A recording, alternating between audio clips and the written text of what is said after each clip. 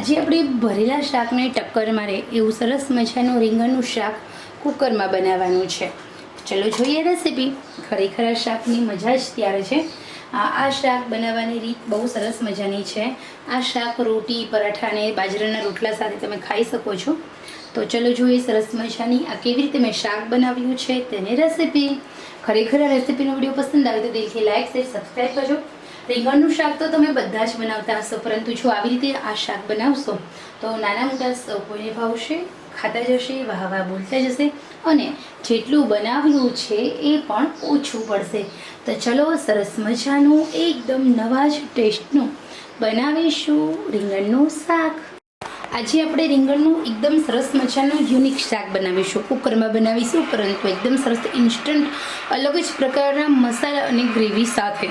250 ગ્રામ રીંગણ એકદમ તાજા લેવાના છે। રીંગણને આવી રીતે 2 થી 3 પાણીએ ધોઈને ડૂબા પાણીમાં પલાળવાના, જેના કારણે રીંગણમાં પેટ્રોક્સાઇડ નામનું કેમિકલ્સ છાંટેલું હોય તો એ નીકળી જાય, સાથે ધૂળ હોય તો એ નીકળી જાય, અથવા તો કોઈના એવા ગંદા હાથેથી રીંગણનો જો સ્પર્શ થયો હોય તો આપણા રીંગણ ચોખ્ખા થઈ જાય। ઓકે, તો હવે સૌથી પહેલાં અહીંયા આપણે જે ગ્રેવી બનાવવાની છે, ગ્રેવી કેવી રીતે બનાવવાની, કઈ કઈ વસ્તુઓની મદદથી બનાવવાની, શું એમાં એડ કરવાનું છે, જેના કારણે આપણું આ રીંગણનું શાક વધારે ટેસ્ટી બને। જો તમારા ઘરે કોઈ ગેસ્ટ આવવાના છે અને તમને એવું લાગે છે કે તમારે 2 શાક બનાવવા છે, પણ એક શાક તમારે રીંગણનું થોડું ડિફરન્ટ ટેસ્ટમાં બનાવવું છે, તો અહીંયા આ રીત તમે ચોક્કસ નોંધી લેજો। આ રીતે તમે બનાવશો, બહુ સરસ બનશે। સૌથી પહેલાં અહીંયા આપણે લેવાની છે એક સૌથી નાની મિક્સર જાર। આ રીંગણના શાકની અંદર 250 ગ્રામ રીંગણ હોય તો સામે આપણે અડધી વાટકી શિંગદાણા લેવાના છે। શિંગદાણામાં કાચા જ લેવાના છે। સાથે આપણે 2 લસણની કળી ઉમેરી દેવાની છે। અડધી વાટકી કોથમીર ઉમેરી દઈએ વિથ દાંડા સાથે। દાંડામાં જે પોષક તત્વો હોય છે તે આપણા હેલ્થ માટે ખૂબ જ ઉપયોગી હોય છે। હવે અહીંયા તીખું અથવા તો મોળું એવું એક મરચું ઉમેરી દેવાનું છે। મરચાંથી આ શાકનો ટેસ્ટ વધારે સારો આવે છે, એટલા માટે। બીજું, હવે આપણે ઉમેરવાનું છે ટામેટું। ટામેટું મોટું હોય તો 1, અને જો નાના નાના ટામેટાં હોય તો 2 લેવાના છે। ઓકે, તો આ ગ્રેવી આપણે આવી જ રીતે કાચી બધી વસ્તુ ભેગી કરી અને બનાવીશું। સૌથી પહેલાં તો અહીંયા આપણે એડ કર્યો છે શિંગદાણા, લસણ, કોથમીર, મરચું અને ટામેટું। આ જે આપણું આ શાક છે ને એ ગુજરાતી છે, શાકનો ટેસ્ટ પણ ગુજરાતી છે, ખાવામાં મજા આવે એવો છે। આપણે જે વસ્તુ સમારીને શાક બનાવતી વખતે ઉમેરી છે એની બદલે ગ્રેવી, અહીંયા મેં માત્ર ને માત્ર 1 જ ચમચી પાણી લીધું છે, એ પણ ગ્રેવી બનાવવા પૂરતું। તો ચલો લીડ કવર કરી અને ફટાફટ બનાવી લઈએ ગ્રેવી। અધકચરી આપણે પીસી લેવાની છે। કોઈ પણ વસ્તુ આખી ન રહેવી જોઈએ, પણ કોઈ પણ વસ્તુનો વચ્ચે એકદમ પીસી પણ ન લેવાની, મીન્સ કે અધકચરી વાટવાની। સાઈડમાં મૂકી દઈએ આપણી આ ગ્રેવીને। હવે આપણે સમારી લેવાના છે રીંગણ। તો રીંગણને કેવી રીતે સમારવાના છે એ પણ હું તમને જણાવું છું। જ્યારે પણ તમારું ગ્રેવી બની જાય એ પછી તમારે આ શાક બનાવવા માટે રીંગણને સમારવાના છે। તો રીંગણની અંદર એન્ટીઓક્સિડન્ટ નામનું તત્વ હાજર છે, જે વાતાવરણમાં સંપર્કમાં આવતા કાળું પડી જાય છે। આપણે રીંગણના ડીટિયાને કાઢી લેવાનું, રીંગણને આવી રીતે ઊભી પટ્ટીમાં સમારવાના છે। આવી રીતે સમારવાના છે, અંદર બીજ ન હોવા જોઈએ। જ્યારે પણ તમે રીંગણ લો તો થોડા બરછટ અને પોચા લેશો ને તો એ રીંગણની અંદર તમને કશું જોવા નહીં મળે, બીજ પણ નહીં હોય, અને સાથે સાથે એ રીંગણ છે ને ટેસ્ટમાં પણ બેસ્ટ હોય છે, એટલા માટે। તો જ્યારે પણ આપણે શાક બનાવવાનું હોય ત્યારે પહેલાં ગ્રેવી કરવાની અને પછી આપણે રીંગણને સમારવાના, જેના કારણે રીંગણ કાળા ઓછા પડે। અને રીંગણ હોય ને એને તમારે પાણીમાં સમારવાના છે, કારણ કે પાણીમાં સમારશો તો રીંગણ બિલકુલ કાળા પડશે નહીં। તો ચલો હવે આપણે અહીંયા રીંગણ બધા સમારી લઈએ, એ પછી આપણું ટેસ્ટી સ્વાદિષ્ટ એવું નવા મસાલા સાથેનું શાક બનાવીએ। ખરેખર આ શાક તમે એકવાર ખાશો પછી બહુ મજા આવશે। અહીંયા આપણે એકલા રીંગણનું જે રીતે શાક બનાવ્યું છે એને બદલે તમે આ રીંગણના શાકની અંદર ઊભી પટ્ટીમાં સમારીને તમે રીંગણ બટેકા આ જ રીતે સમારીને એડ કરી શકો છો। રીંગણ બટેકાનું શાક પણ તમે બનાવી શકો છો, જે ટેસ્ટમાં પણ ખૂબ હોય છે અને ખાવામાં બહુ મજા આવતી હોય છે। અને એ જ રીતે તમે ડુંગળી બટેકાનું શાક પણ આવી જ રીતે ગ્રેવી કરીને બનાવી શકો છો। શાકની અંદર માત્ર ને માત્ર થોડા મસાલા કરવાનો અને ટેસ્ટનો ડિફરન્ટ આવશે સબ્જીના ટેસ્ટ પ્રમાણે, બાકી તમારું શાક બહુ ટેસ્ટી બને છે। તો હવે અહીંયા રીંગણ છે ને બધા જ રીંગણને આવી રીતે ઊભી પટ્ટીમાં સમારી લેવાના છે।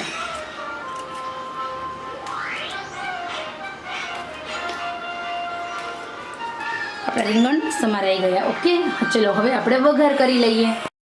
આ શાકનો વઘાર કરવા માટે આપણે લેવાનું છે પ્રેશર કુકર. પ્રેશર કુકરની અંદર 250 ગ્રામ રીંગણ છે, તો આપણે વધારે નહીં, માત્ર ને માત્ર 1.5 ચમચી તેલ લેવાનું છે.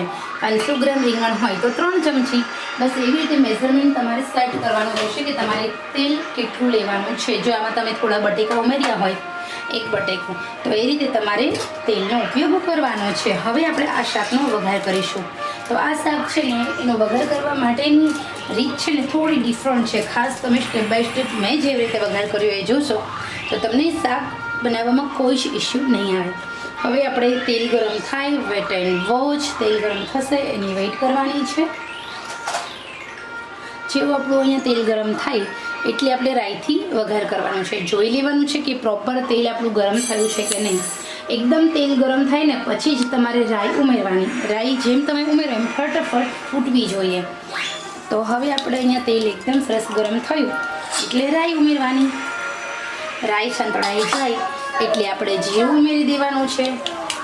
જીરું આપણું ફટાફટ સંતળાઈ જશે. રાઈ થોડી કઠણ હોય છે એટલે વાર લાગે છે. હવે આપણે એમાં હિંગ ઉમેરી દેવાની છે. હિંગ થોડી વધારે ઓછી તમારા ટેસ્ટ અકોર્ડિંગ ઉમેરી શકો છો.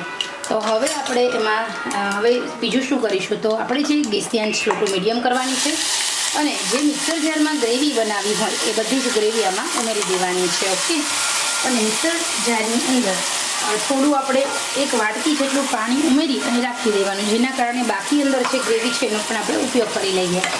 તો આમાં તમે તલ ઉમેરી શકો છો 1 ચમચી. બીજું કાજુ બદામ આ ગ્રેવી કરતી વખતે ખાસ ઉમેરવા જોઈએ. નાના બાળકો તમારા ડ્રાયફ્રૂટ્સ ન ખાતા હોય તો ખાઈ શકે. બીજું નાળિયેર હોય ને તો સૂકું નાળિયેર કે લીલું નાળિયેર એ પણ તમે આ ગ્રેવીમાં ઉમેરી શકો છો. તો તમારું જે શાક હોય છે એ વધારે ટેસ્ટી બને છે. હવે આપણે આમાં બીજું કશું જ નહીં કરીએ. આ ગ્રેવીને આપણે ચડવા દેવાની છે અને સાથે થોડા મસાલા પણ કરી લઈએ. તો હળદર ઉમેરી છે આપણા શાકનું છે બળવાની 1/2 ચમચી. નમક ઉમેર્યું. નમક ઉમેર્યા પછી લાલ મસાલો ઉમેરવાનો છે. લાલ મસાલો, મારું મરચું કાશ્મીરી છે, તીખું નથી એટલે એ રીતે ઉમેર્યું. ગરમ મસાલો ઉમેર્યો. ધાણા જીરું અત્યારે નહીં ઉમેર્યું. ધાણા જીરું ઉમેરવાથી શાક કાળું થઈ જાય છે અને સુગંધ છે ને એમાં પણ વધારે નથી થતો. તો ધાણા જીરું પાછળથી ઉમેરવાથી સ્વાદ અને સુગંધ અને સોળમાં બહુ મજા આવે છે. તો હવે અહીંયા આપણી જે ગ્રેવી છે ને તેલ છૂટું ન પડે ત્યાં સુધી સેટ થવા દેવાની. વાવ, બહુ સરસ મજાનું આપણી આ ગ્રેવી છે ને એનો ટેસ્ટ છે. 2 મિનિટ સુધી આમ ગ્રેવીને સાંતળવાની. એ પછી આપણે એમાં ઉમેરી દેવાના છે સમારેલા રીંગણ. તો એકદમ નવા જે ટેસ્ટનું આ રીંગણનું શાક ખરેખર બહુ મજા આવે છે. હલાવી લઈએ આપણે. કેટલી સીટી બોલવા દેવાની છે, કેટલું પાણી ઉમેરવાનું છે, ગેસની આંચ કેટલી રાખવાની એ પણ હું તમને જણાવું છું. તો અહીંયા આપણે વધારે પાણી નહીં ઉમેરી, માત્ર ને માત્ર 1/2 વાટકી જેટલું પાણી ઉમેરવાનું છે. આ રીંગણ એકદમ તાજા છે, માર્કેટમાંથી લાવેલા, ફ્રીજમાં મૂકેલા નથી. ફ્રીજમાં મૂકેલા હોય તો છાલ જાડી થઈ જાય અને ચડતા બહુ વાર લાગતી હોય છે. લીડ કવર કરી દઈએ. હા બેટા, શાક બનાવું છું જો. અને હવે આપણે અહીંયા તમે જોઈ શકો છો લીડ કવર કર્યું છે અને એકદમ મીડિયમ આંચે માત્ર 2 સીટી થવા દઈએ. અહીંયા આપણે 2 સીટી થવા દીધી છે. 2 સીટી થઈ ગઈ છે. કુકર છે ને આપણે ચપ્પાથી એર નથી કાઢવાની. કુકરને એની રીતે જ એર ઠંડુ થવા દેવાનું, બધી એર નીકળી જાય એ પછી જ આપણે કુકરને ઠંડુ કરી ઓપન કરવાનું. ઓકે.